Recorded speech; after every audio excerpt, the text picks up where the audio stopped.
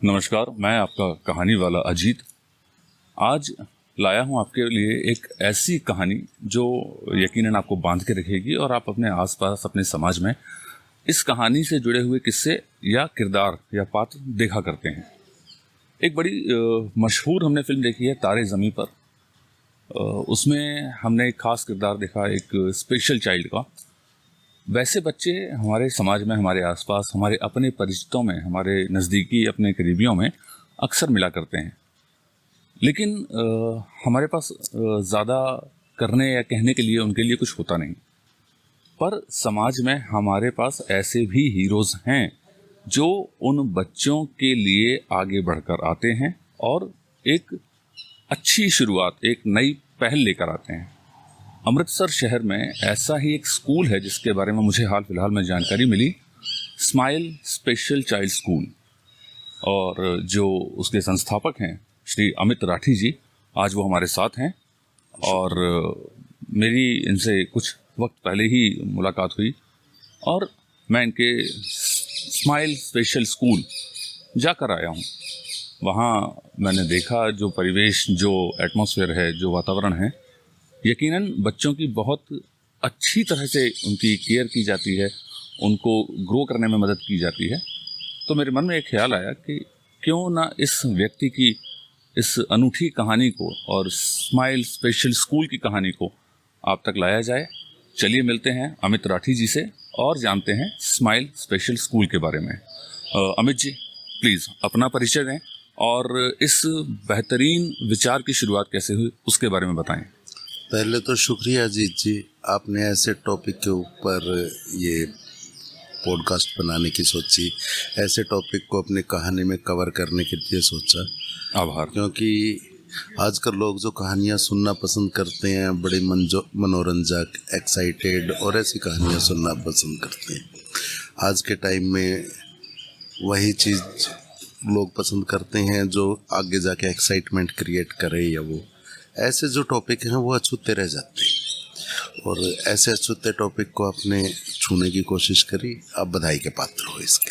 धन्यवाद। ये मेरा कर्तव्य था असल में कि इस तरह की कहानी जो समाज के हिस्से की है उसे सामने लाया जाए, बहुत ज़रूरी है। तो प्लीज़ सर। देखो, इस चीज़ को हम इग्नोर नहीं कर सकते। बच्चा माँ बाप के लिए कैसा भी बच्चा है, वो बच्चा है, बिल्कुल।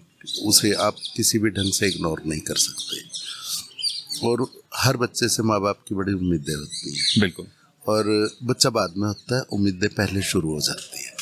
ये मैंने सेंटेंस आपसे पहले सुना था। हम पहले विचार कर लेते हैं कि डॉक्टर बनाएंगे या साइंटिस्ट बनाएंगे, डॉक्टर बनाएंगे, हीरो बनाएंगे। बच्चे के आने के पहले ही उसका भविष्य और उससे जुड़ी उम्मीदें निर्धारित हो जाती हैं। हाँ, उसके नाम की स्कूल भी डिसाइड कर लेते हैं। और किस स्कूल में जाएगा, किस स्कूल में जाएगा, क्या करेगा, क्या नहीं करेगा। माफ कीजिएगा पर एक कड़वा सच ये भी है कि अगर बेटी होने वाली है तो भारतीय समाज में माँ बाप पहले से उसका दहेज जोड़ना शुरू कर देते हैं। सही बात है, सही बात। दुर्भाग्यवश है परंतु सत्य है। आजकल चीजें ऑटोमेट हो गई है। पहले माँ बड़े पहले से दहेज जोड़ना शुरू करती थी। आजकल एट द टाइम जो इवेंट मैनेजर होते हैं वो सारा काम अपने आप ही करते हैं। That's the different thing ji.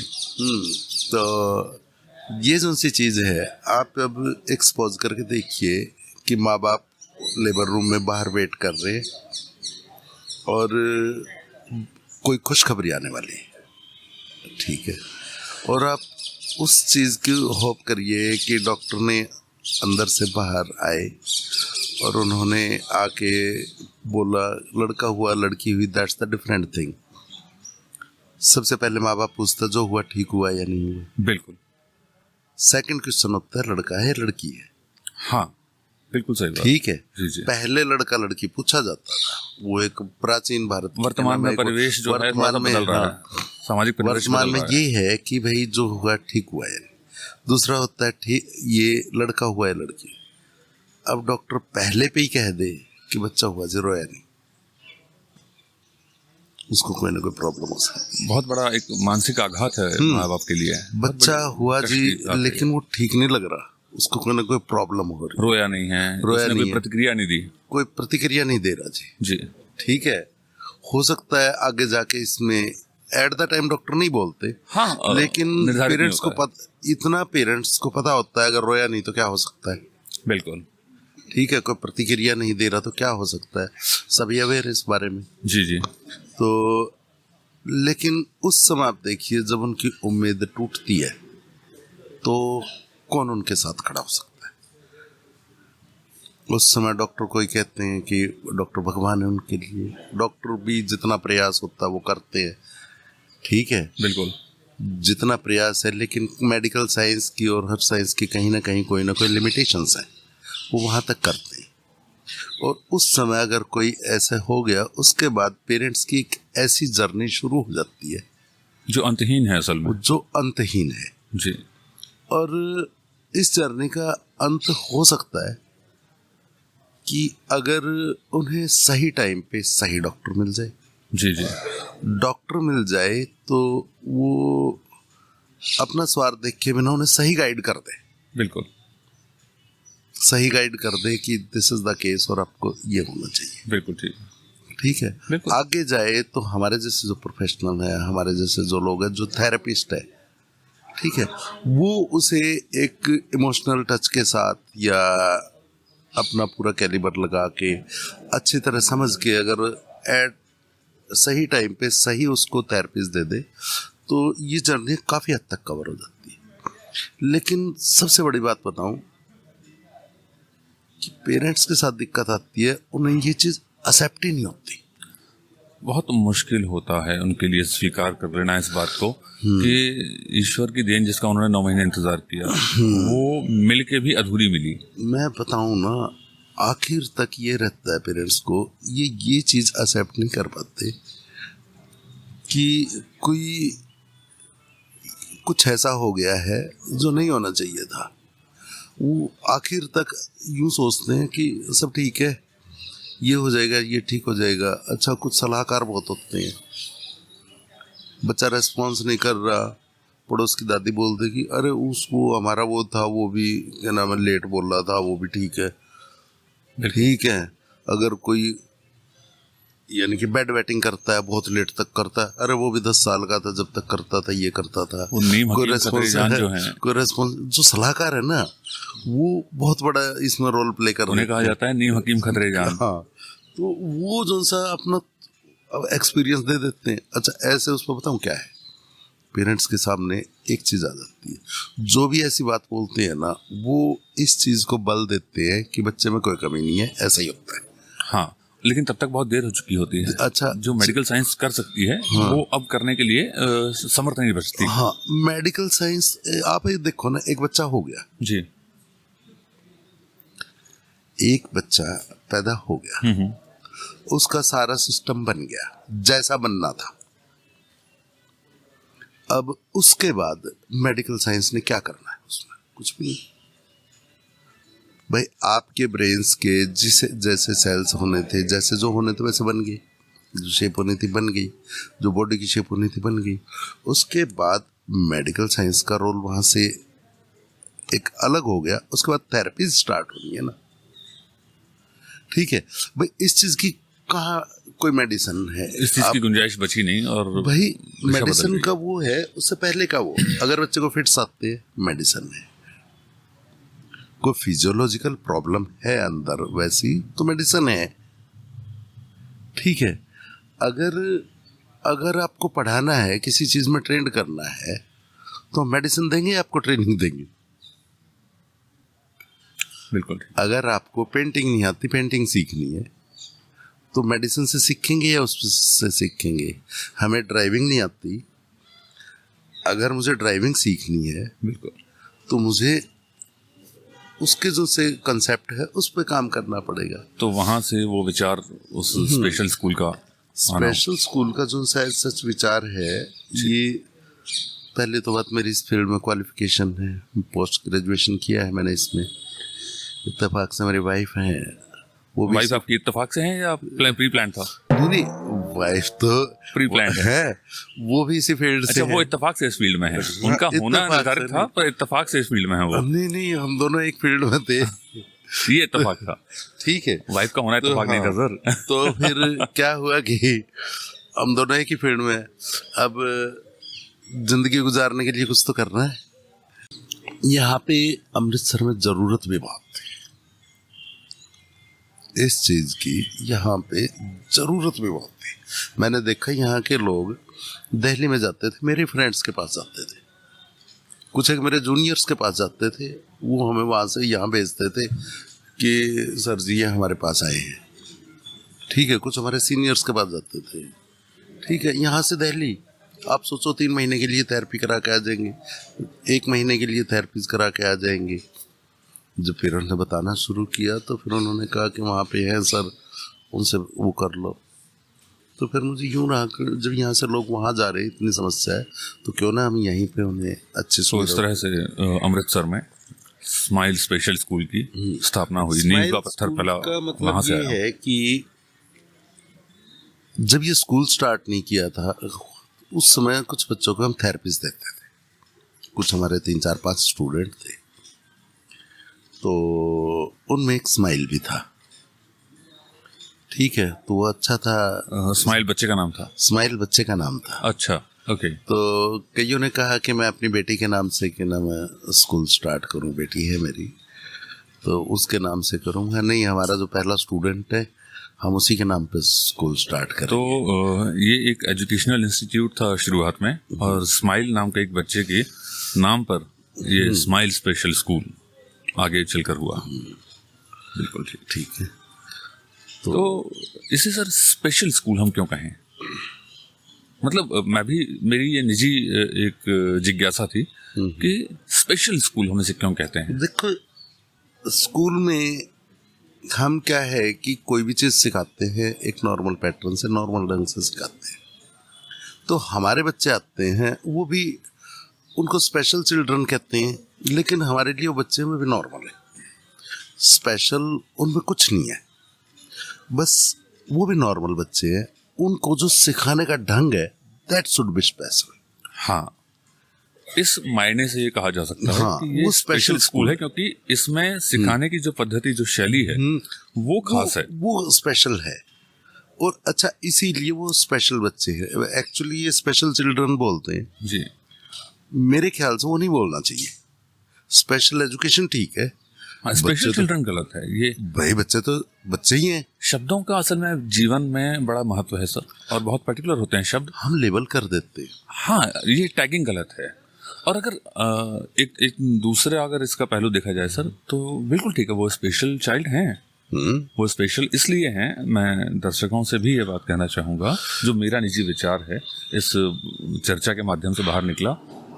Special children वो इसलिए भी हैं क्योंकि आपके और मेरे जैसे शारीरिक और मानसिक क्षमताओं से पूर्ण लोग भी अगर कपट और छल जैसी भावनाएं जीवन में रख के अपने आप को अपूर्ण किए रहते हैं, तो मुझे लगता है कि फिर वो पूर्ण हैं, वो लोग, वो बच्चे पूर्ण हैं असल में। हाँ बिल्कुल। क्योंकि आप कह तो सकते हैं कि उनके पास शारीरिक या कोई एक मानसिक अपूर्णता है, उन्होंने जानबूझ के आम व्यक्ति की तरह अपने आप को अपूर्ण बनाया नहीं है। तो मैं उन्हें खास ही कहूँगा सकारात्मक रूप से स्पेशल। वो स्पेशल हैं, कम से कम एक कमी के साथ ही सही, परंतु वो पूर्ण रूप से जी रहे हैं। हाँ बिल्कुल सही बात है कि एक बात बताओ ना, जैसे हम एप्पल के पेड़ है, एप्पल पे बहुत सारे पेड़ पे बहुत सारे एप्पल लगे हुए हैं। बिल्कुल एक एप्पल की शेप थोड़ी सी अलग हो गई, बिल्कुल, शेप अलग हो गई जी। बाकी सारे एक पर्टिकुलर शेप में है, एक की शेप अलग हो गई, ठीक है। क्या उसे आप स्पेशल एप्पल बोलोगे? बिल्कुल नहीं। एक एप्पल थोड़ा सा और एप्पल से कम रस वाला है, बिल्कुल, क्या आप हम उसे स्पेशल एप्पल बोल देंगे? हाँ, इंसान की ये एक बहुत बात है, क्या हम लेबल करेंगे? बिल्कुल, हम असल में नहीं करते, पर हम इंसानों को करते हैं, भाई भेदभाव करते मैं हैं। आपको एक बात बताऊँ ना, हम लेबल कर देते हैं। अच्छा क्या है, मैं आपको एक बात बताऊं कि हम जिस चीज़ का टैग दे देते हैं ना, ऑटोमेटिकली वो चीज़, मैंने देखी है, ऑटोमेटिकली वो चीज़ वैसी हो जाती है। बिल्कुल, आप किसी को बचपन से नालायक कहना शुरू कर दो, वो कितना भी काबिल होगा, वो बड़ा अपने आप होगा को ढाल नालायक। लेगा नालायक के रूप में। आप किसी को छोटे से उससे यूं कहना शुरू कर दो, शब्दों का बड़ा महत्व है सर, वाकई। भाई बचपन से यूं कहना शुरू कर दो, चाहे कुछ हो जाए, आप ड्राइविंग नहीं कर सकते, वो व्यक्ति नहीं कर पाएगा, सड़क पे आप ड्राइविंग नहीं कर सकते। वो नहीं कर पाएगा। आप बाहर निकलोगे, एक्सीडेंट हो जाएगा, ड्राइविंग नहीं कर सकते, वो ड्राइविंग नहीं कर वो सकता। नहीं कर क्यों? पाएगा। हमने उसे लेवल कर दिया। उसके अंदर वो विश्वास जागृत हो गया, वो डेवलप हो गया, वो बिलीव कि मैं तो नहीं कर सकता, मैं तो अपूर्ण हूँ, मैं नहीं कर सकता। तो वैसे ही तो हमने बच्चे को लेवल करके पहले उसको लिमिटेड कर दिया।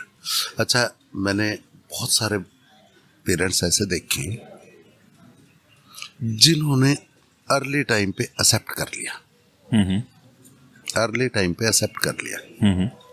भाई स्टार्टिंग से उन्हें बात समझ आ गई कि हमारे बच्चे में कुछ ना कुछ है। ठीक है। दूसरी बात ये कि स्टार्टिंग से उन्होंने कह दिया अब डॉक्टर्स का रोल खत्म हो गया, अब थेरेपी स्टार्ट होनी चाहिए। ठीक है, बच्चे में जो चीज़ है, लेकिन हमें इस पे क्या है, इस प्रॉब्लम को ओवरकम करना है। उनको पता लग गया कि भाई ठीक है, डिफरेंट वे से सीखेंगे, ये थेरेपीज होनी है, ये होनी है। कैसे कैसे सर्च करके वो मेरे पास पहुंच गए। ड्यूरिंग कोरोना, उस समय कोरोना का टाइम था, सब कुछ लॉकडाउन था।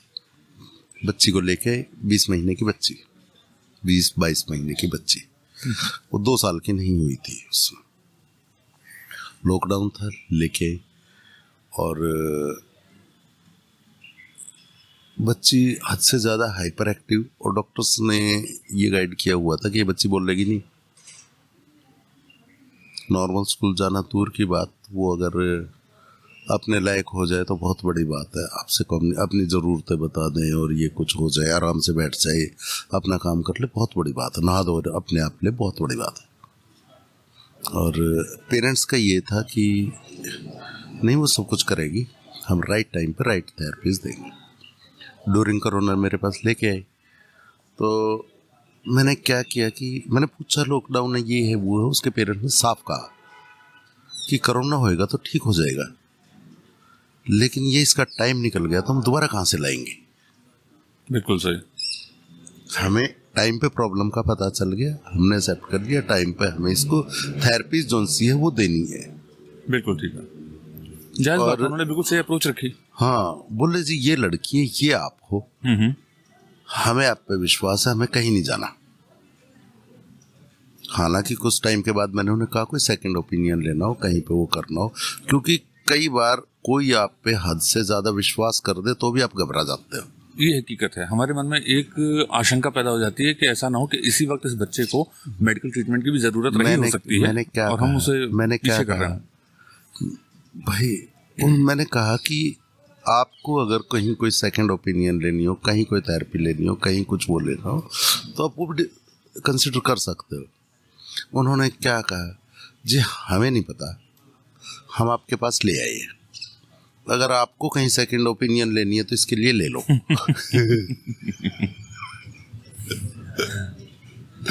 भाई आपको कहीं सेकंड ओपिनियन है तो ले लो। बिल्कुल ठीक है।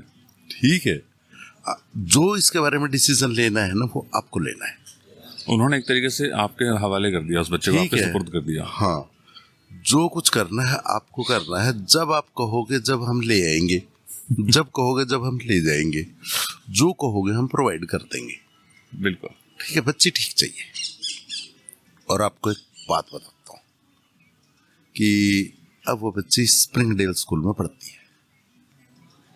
पूर्ण रूप से ठीक हो गई? स्प्रिंगडेल स्कूल में पढ़ती है वो, सामान्य बच्चों के साथ सामान्य जीवन जी रही है। और आपको एक हैरानी की बात बताओ, अब बटाला में ओपन माइक था, तो वो मेरे साथ गई थी पार्टिसिपेट करने के लिए। ओपन माइक में पार्टिसिपेट करने के लिए गई थी, और उसने लगभग 2 पेज का जो सा कंटेंट था 2 पेज का कंटेंट बिना रीडिंग के वर्बली वहाँ पे प्रेजेंट किया था। और अगली बार जब यहाँ पे ओपन माइक होगा तो आप सुनना, बड़ी प्यारी सी बच्ची है, वो वहाँ पे आएगी। क्या उम्र क्या है उसकी? 7 साल। 7 साल की है।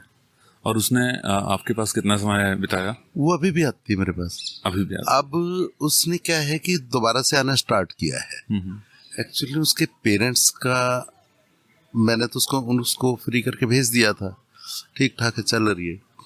अब उनके पेरेंट्स का विचार है कि वो एक्टर बने या आप यूं यानी कि प्रेजेंटर बने, ठीक है, पब्लिक स्पीकिंग में आगे जाए, उनके पेरेंट्स का विचार है।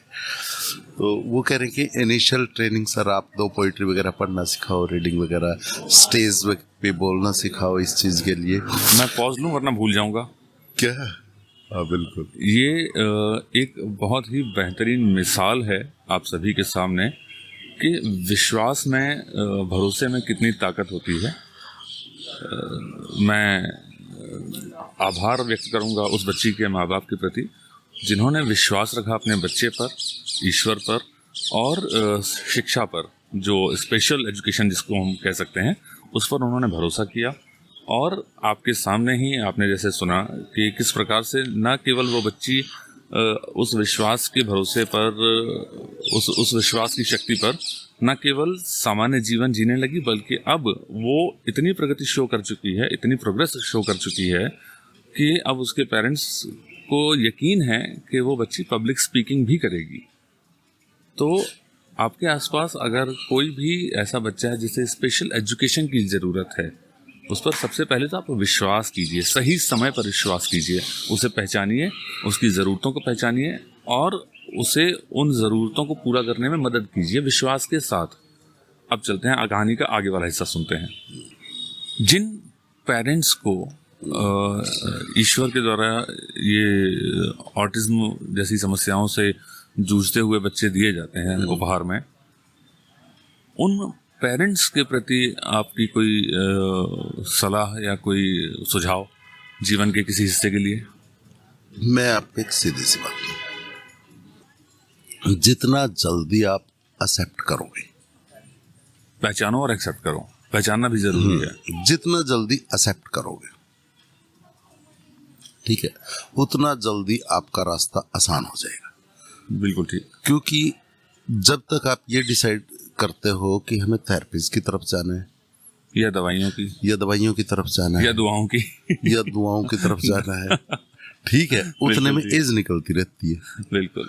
अच्छा, आपको एक मैं बात बताऊं, मैंने बुक पढ़ी थी, उसमें लिखा हुआ था कि जितना आदमी सारी उम्र में सीखता है उसका 50% वो 5.5 साल से पहले सीख लेता है। बिल्कुल सही। ठीक है। तो अब आप ये देखो, 5.5 साल से पहले की एज कितनी इम्पोर्टेंट है। बहुत इम्पोर्टेंट है ना। अब अगर आप मेरे पास बच्चा ही 6 साल का करके लाए, तो जो उसने बाकी 50% सीखना है, हम उसमें से ही तो सिखाएंगे। बिल्कुल। ठीक है।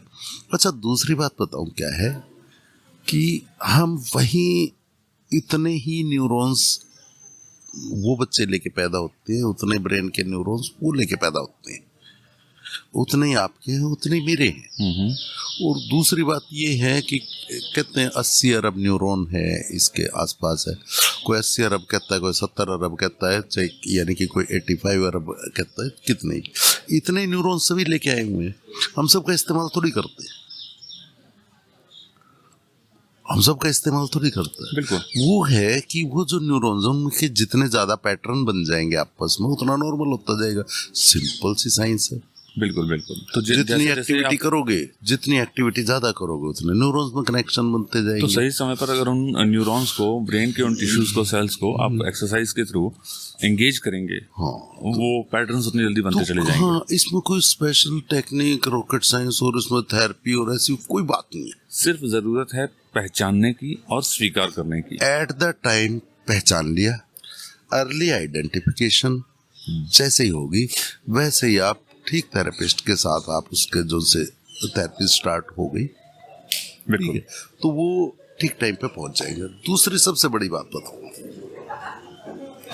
जो पेरेंट्स का जो क्राइटेरिया है ना, वो ये है कि कौन से थेरेपी सेंटर का इंफ्रास्ट्रक्चर कैसा है, उसको त्याग दीजिए। नहीं, कौन सा कैसा है, ठीक है, कौन सा कैसी लोकेलिटी में सिचुएटेड है, कौन सा हमारे घर के नजदीक है, ठीक है। तो ये जो से क्राइटेरिया जो से पेरेंट्स के हैं, इनको बदले जाने की जरूरत है, अप्रोच में चेंज की जरूरत है। अच्छा, दूसरा ये है, पेरेंट्स ना मॉनिटरिंग नहीं करते। अपना बच्चा दूसरे के हवाले कर दिया, बस हो गया, बात खत्म हुई। जान छुड़ाओ। ये नहीं, एटीट्यूड गलत एक है। सेकंड, ये कठोर है पर एक गलत। सेकंड, जो करते हैं वो हद से ज्यादा करते हैं, और जो नहीं करते ना उनको किसी भी, मैं अपनी बेटी को एक बार 10th में थी तो एक टीचर के पास ट्यूशन कर लगवाने के लिए गया था। तो मेरा जाते पहला क्वेश्चन उस मैम से ये था, मैम आपकी क्वालिफिकेशन क्या है, आपकी क्या क्वालिफिकेशन है, इंग्लिश में आपने क्या किया हुआ है। हालांकि मेरी डॉटर है, वो मेरे से बड़ी नाराज हुई थी कि आपने ये चीज़ पूछी क्यों, लेकिन मैं उसे पे फेथ कर रहा हूँ, मैं अपनी डॉटर को उसको हैंड ओवर कर रहा हूँ कि वो सिखाएगी, तो मेरा जानने का फर्ज है। तो ना ओवर पैम्परिंग की जरूरत है, ना पत्थर दिल होने की जरूरत है। तो एक राइट सी मॉनिटरिंग की जरूरत है कि हमारा बच्चा क्या कर रहा था, अब क्या कर रहा है, आगे क्या करेगा। एक के अलावा उसकी मॉनिटरिंग की एक तो उसकी जरूरत है, दूसरी वो गलत हाथों में ना दे, जिस टीचर को दे, जिस इंस्टीट्यूशन को दो, वो टीचर कम से कम क्वालिफाइड होना चाहिए उस फील्ड में। तो बजाय अपने बच्चे के लिए एक महंगा और सुविधा संपन्न स्कूल ढूंढने के, एक ऐसा इंस्टीट्यूशन या एक ऐसा स्कूल ढूंढा जाए जहां पर टीचर्स डेडिकेटेड और क्वालिफाइड हों। बिल्कुल। आप अपने बच्चे को 5 स्टार होटल में एडमिशन नहीं दिलवा रहे हैं, हाँ, आप स्कूल में दिलवा रहे हैं, तो सुविधाएं ना देख करके जो बेसिक रिक्वायरमेंट्स हैं तो वो पूरी कर रहा हो, वो तो चाहिए, जो टूल्स, जो इक्विपमेंट्स एक्सरसाइज के हैं वो चाहिए। वो तो चाहिए। उसके अलावा वहां पर एम्बियंस 5 स्टार ना ढूंढिए, आप क्वालिफाइड प्रोफेसर या टीचर ढूंढिए। हाँ बिल्कुल, ये सबसे इम्पोर्टेंट हाँ, चीज है। ये आपकी जो संपन्नता है, जो आपका पैसा है, माफ करें लेकिन ये एक कठोर सच है जिसे एज अ पेरेंट आपको स्वीकार करना होगा। आपकी संपन्नता आपके बच्चे के काम नहीं आएगी, आपकी ओवर पैम्परिंग आपके बच्चे के काम नहीं आएगी। आपका जो अप्रोच है वो बैलेंस्ड हो और प्रोफेशनल हो। टीचर ढूंढने के तरफ, टीचर को जब आप ढूंढें तो प्रोफेशनल टीचर ढूंढें, ये आपकी अप्रोच हो। तो ये जो सी सारी बातें हैं ये कंसिडर होनी चाहिए इसमें। बिल्कुल। अच्छा, दूसरी बात ये है कि जो मैंने पेरेंट्स में देखा गया है कि पेरेंट्स का अपना रूटीन जो सा होता है ना, वो बड़ा इम्पोर्टेंट रहता है। पेरेंट्स वर्किंग हैं, पेरेंट्स का अपना रूटीन, ठीक है, तो उनका अपना रूटीन बड़ा इम्पोर्टेंट होता है। शादी में जाना है, 4 दिन चले गए। छोटी छोटी चीज़ों के लिए आप बच्चे की जो सी थेरेपीज है इसको कंप्रोमाइज ना करो। बिल्कुल। ये क्या है, कहीं पे सेल लगी है, किसी को वहाँ पे जाना है तो बच्चे की छुट्टी करा दी।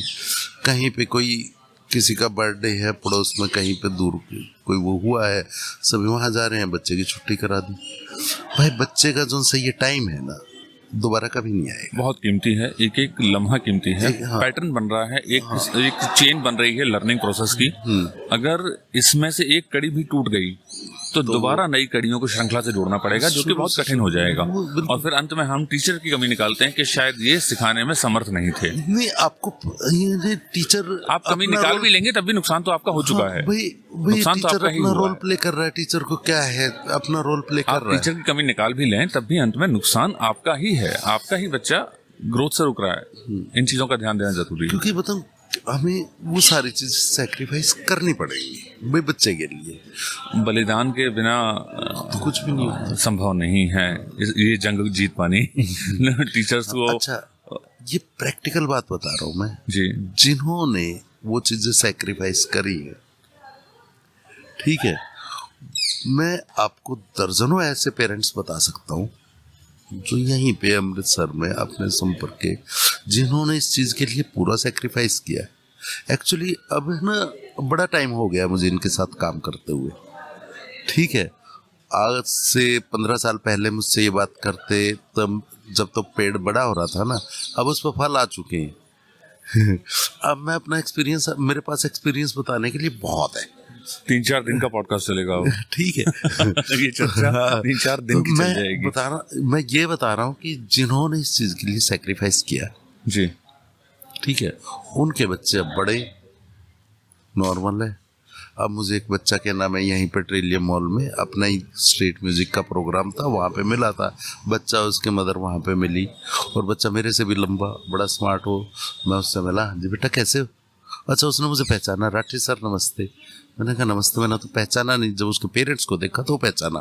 वहाँ ओहो ये तो मेरा स्टूडेंट है, मैं नाम लूँगा यहाँ पे, ठीक है। बिल्कुल ठीक है, उनकी ठीक है, जो निजता है उसका सम्मान निजता जरूरी का है। वो करते हुए, लेकिन बड़ा लंबा और बड़ा स्मार्ट क्या नाम है बच्चा हो रखा। तो मैंने उससे पूछा, मैं क्या कर रहे हो बेटा? बोला सर मैं वेब डिजाइनिंग कर रहा हूँ आजकल। ये इसमें कॉम्प्लीमेंट ये है कि माफ कीजिएगा, जो अच्छे स्कूलों से पढ़ते हुए बच्चे सामान्य जीवन जीते हुए आगे बढ़ते हैं, शायद वो भी किसी प्रोफेशनल कोर्स में अपने आप को नहीं इनरोल करवा पाते हैं।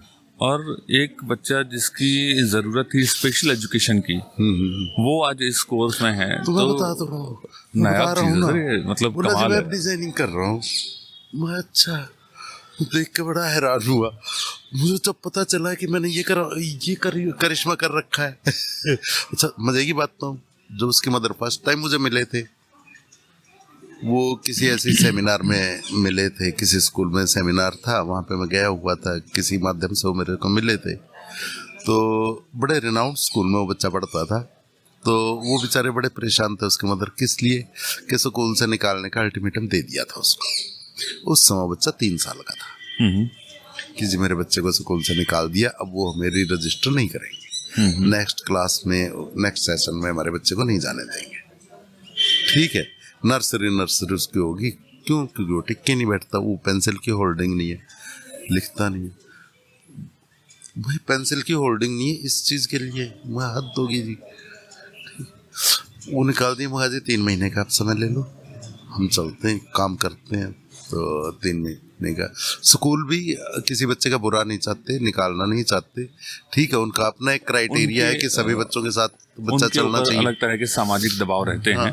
नहीं, उनके ऊपर भी यूं है कि जी बच्चा आ रहा है, कल को पेरेंट्स से कहते जी लिखता क्यों नहीं, क्या कर लोगे? कई सारे पहलू हैं सर, इनके ऊपर अलग चर्चा का विषय बन सकता है, काफी लंबा। तो मुझे उसी स्कूल में फिर वो बच्चा पढ़ा, उसी स्कूल से +2 की, और आज वेब डिजाइनिंग का कोर्स में एनरोल वेब डिजाइनिंग कर रहा है। बहुत बढ़िया। और यहाँ पे जो गांधी ग्राउंड है, इसमें क्रिकेट खेलने आता है। ये एक बहुत बड़ा एग्जाम्पल है, बहुत बड़ी एक मिसाल है ये आपने जो 2 मिसालें दी हैं आज मुझे आज की जितनी चर्चा ये में। सारी चीजें बताते वक्त मुझे खुशी हो रही है ना, यकीनन मैं अब महसूस कर पा रहा हूँ कि मैं भाग्यशाली हूँ जो मैं ऐसे विषय को छू पाया, ईश्वर ने मुझे बुद्धि दी और मैं इस कहानी को अपने दर्शकों तक ले जा पाया। कम से कम मुझे ऐसा लगता है कि न केवल अमृतसर शहर बल्कि भारत में जो कोई भी इस पॉडकास्ट को, इस सहज चर्चा को देखे, वो अगर इससे कुछ भी सीख पाया हो जो प्रत्यक्ष रूप से डायरेक्टली उसके जीवन से संबंधित ना हो, परंतु अगर वो किसी और की सहायता कर सकता है सलाह देके, हाँ बिल्कुल, अगर ये प्रेरणा देता है उस व्यक्ति को, तो मेरे लिए बहुत अच्छा एक अनुभव मैं रहेगा। बताने लग रहा सर कि आपका एक सीधा सा विजन होना चाहिए। एक्चुअली जब भी कोई काम आप करते हो, तो जैसे हम घर से निकलते हैं तो हमारा एक एंड दिमाग में होना चाहिए कि हम वहाँ के लिए जा रहे हैं।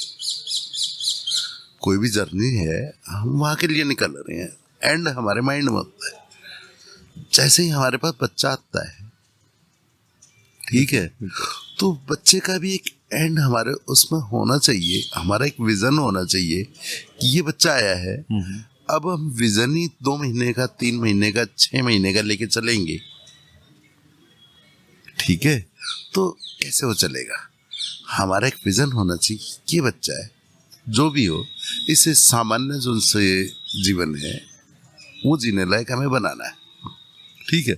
और ज़रूरी नहीं है चार्टर्ड अकाउंटेंट ही बनाना है, ज़रूरी नहीं है हमने उसे ये बैंकिंग की जॉब करानी है या हमें मैकेनिकल इंजीनियर बनाना है, ज़रूरी नहीं है।